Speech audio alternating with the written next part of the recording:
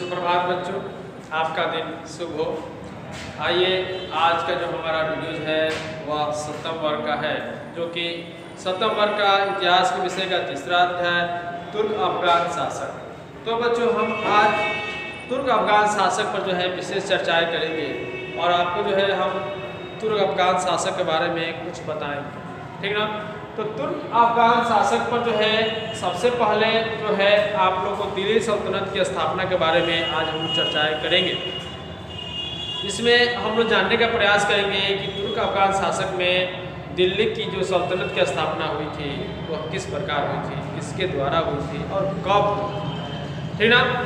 तो इसमें है मोहम्मद गोरी ने 1192 ईस्वी, आप लोग दिमाग में नोट करेंगे कि कॉपी में कि मोहम्मद गोरी ने 1192 ईस्वी में तराइन के युद्ध में, ठीक ना, पृथ्वीराज चौहान को परास्त कर भारत में तुर्क अफगान शासक की नींव डाली थी, ठीक ना।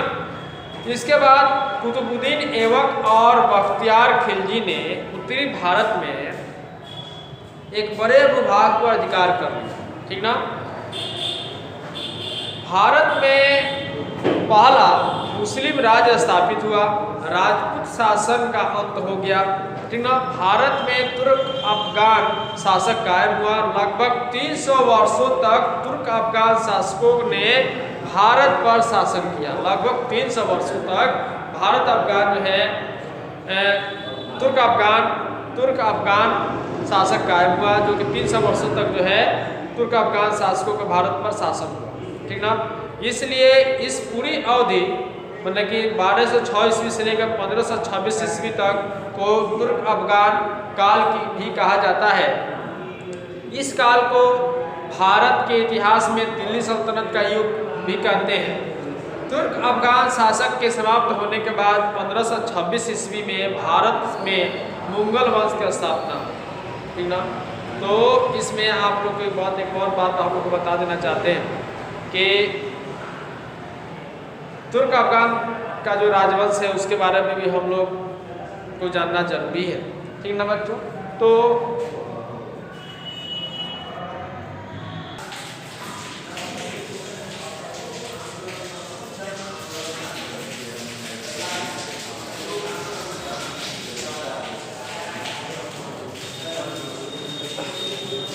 चलिए देखते हैं बच्चों कि गुलाम वंश, ठीक ना, तुर्क अफगान राजवंश में यहाँ पर तुर्क अफगान राजवंश का जो शासन काल है उसमें कौन कौन सी वंशावलियाँ आई हुई हैं उसके बारे में भी हम यहाँ पे चर्चाएं करेंगे। क्या कह रहा है, पहला गुलाम वंश 1226 से लेके 1290 ईस्वी तक। दूसरा कह रहा है खिलजी वंश 1290 से लेके 1320 ईस्वी तक। और जो है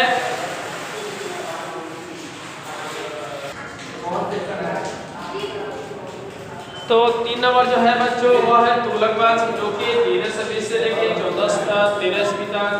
चौथा है जयद वंश 1414 से लेके 1451 ईस्वी तक। पांचवा है मोदी वंश, जो कि 1451 से लेके 1426 ईस्वी तक।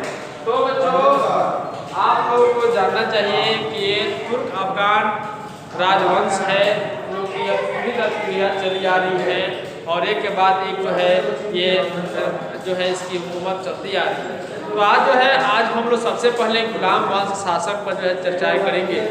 गुलाम वंश शासक पर जो है आप लोग जानते हैं कि ये कुतुबुद्दीन ऐबक ने 1206 ईस्वी में जिस राजवंश की नींव डाली थी, जो इतिहास में गुलाम वंश के नाम से जाना जाता है। इतिहास के सुल्तानों में आरंभिक शासन ममलूक थे, इसलिए इस वंश को ममलूक वंश भी कहा जाता है। तो आप लोग ये बात कॉपी में नोट कर लेंगे कि गुलाम वंश को ममलूक वंश के नाम से भी जाना जाता है, ठीक ना। इस सुल्तानों में कुछ तो स्वयं गुलाम थे और कुछ गुलामों के पुत्र थे, इसी कारण वह गुलाम वंश के नाम से भी जाना जाता है, ठीक ना। इस शासकों में सबसे पहला शासक मोहम्मद गोरी का सेनापति कुतुबुद्दीन ऐबक था। तो आप लोगों को जो इसमें तथ्य आप लोग जो है ब्रेक कर करके लिख लेंगे। जो भी तथ्य है आप लोग को बहुत अच्छे ढंग से हमने प्रस्तुत किया है और आपको हमने अपने तरफ से तथ्यों का जो है समावेश भी किया है। 2 नंबर जो हमारा पॉइंट है वह है खिलजी वंश।